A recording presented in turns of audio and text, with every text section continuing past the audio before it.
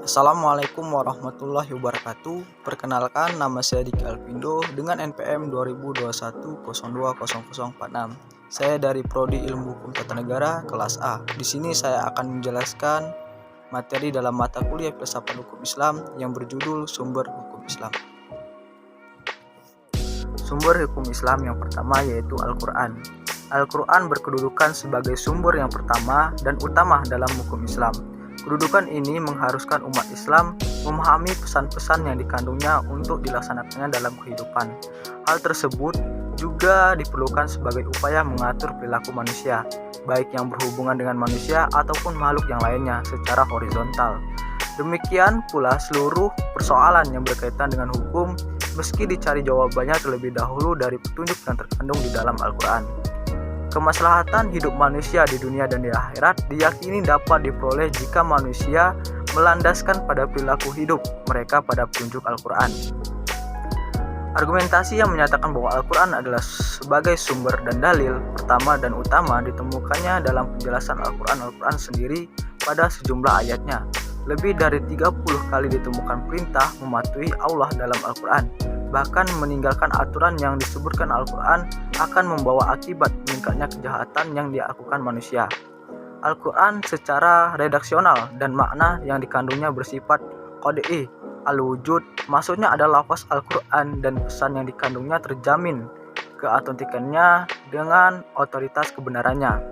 Keautentikannya itu terjamin karena transformasi periwayatannya secara keseluruhan mencapai tingkat mutawatir. Selain itu, jaminan keaslian Al-Quran mendapat intervensi langsung dari pemiliknya Allah SWT. Sumber hukum yang kedua yaitu Al-As-Sunnah. Pada uraian sebelumnya telah dijelaskan bahwa Al-Quran sebagai sumber utama yang paling utama dari hukum Islam yang bersifat global yang membutuhkan penjelasan secara operasional. Nabi Muhammad SAW sebagai penyampaian ajaran Al-Quran diberi otoritas oleh Tuhan untuk menjelaskan lebih lanjut apa yang telah diwahyukan kepadanya. Dengan demikian, Al-Sunnah baik dalam bentuk perkataan, perbuatan maupun dalam bentuk takrir berkedudukan sebagai sumber kedua setelah Al-Quran. Kedudukan As-Sunnah sebagaimana disebutkan di atas berdasarkan argumentasi bahwa secara normatif ditemukan ayat Al-Quran yang menyuruh untuk taat kepada Rasul. Ketaatan kepada Rasul sering dikaitkan dengan ketaatan kepada Allah SWT, seperti yang ditemukan pada surah An-Nisa 13, artinya hukum-hukum tersebut itu adalah ketentuan-ketentuan dari Allah. Barang siapa taat kepada Allah dan Rasulnya, niscaya Allah memasukkan dia ke dalam surga. Al-Quran sering menetapkan beriman kepada Rasul dengan kewajiban beriman kepada Allah SWT. Disebutkan dalam surah Al-A'raf 158 yang artinya, dan tidaklah diucapkan itu Al-Quran menurut kemauan bawah nafsunya. Penegasan Al-Quran juga menyebutkan bahwa perbuatan Rasul berdasarkan waktu yang diturunkan kepadanya. Sumber yang selanjutnya yaitu akal dan proyeksi ijtihad. Akal menurut Al-Quran, lebih khususnya menurut pengertian pra-Islam, yaitu bahwa memperhatikan alam sekitarnya dengan otak, yang dimana otak adalah organ tubuh akal. Artinya, akal itu sendiri terdapat di dalam otak seseorang yang digunakan berpikir. Berdasarkan pemikiran itu maka lahirlah suatu ide atau gagasan mengenai suatu masalah yang dipikirkan. Sebagaimana telah kita ketahui, bagi Allah SWT menciptakan manusia berbeda berdasarkan akalnya dengan makhluk hidup lainnya seperti hewan dan tumbuhan. Berdasarkan perspektif Islam, peran akan dibagi dua, yaitu satu memahami nilai ajaran agama dan yang kedua akal bertugas memilih dan menyeleksi doktrin agama. Proyeksi ijtihad. Ijtihad menurut bahasa berarti usaha yang keras dan bersungguh-sungguh. Sedangkan pengertiannya dari segi istilah, ijtihad adalah berusaha menciptakan hukum terhadap masalah yang belum ada ketetapan hukum yang dalam Al-Quran dan hadis yang dilakukan dengan secara cermat dan pikiran yang murni serta berpedoman pada aturan penetapan hukum yang benar.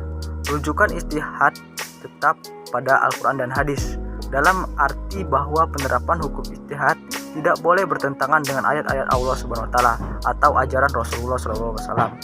Orang-orang yang berijtihad disebut mujtahid. Antara mujtahid yang satu dengan mujtahid yang lainnya Dalam penetapan perkara yang belum ada ketentuannya, hukumnya dalam Al-Quran mungkin akan berbeda dalam memberikan penetapan hukum.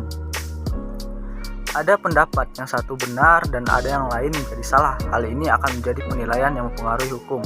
Ijtihad menjadi sumber hukum Islam yang ketiga boleh dilakukan oleh siapa saja yang memiliki persyaratan minimal seperti memahami mafhum ayat atau hadis, memiliki atau menguasai ilmu alat seperti nahwu shorof, mengetahui latar belakang suatu ayat atau hadis, luas pemahamannya terhadap pengetahuan Islam, memiliki loyalitas yang tinggi terhadap agama lain-lain. Ijtihad diterapkan dengan beberapa cara, antara lain ijma dan qiyas. Ijma adalah kesepakatan para mujtahid pada suatu masalah setelah Rasulullah wafat terhadap suatu masalah.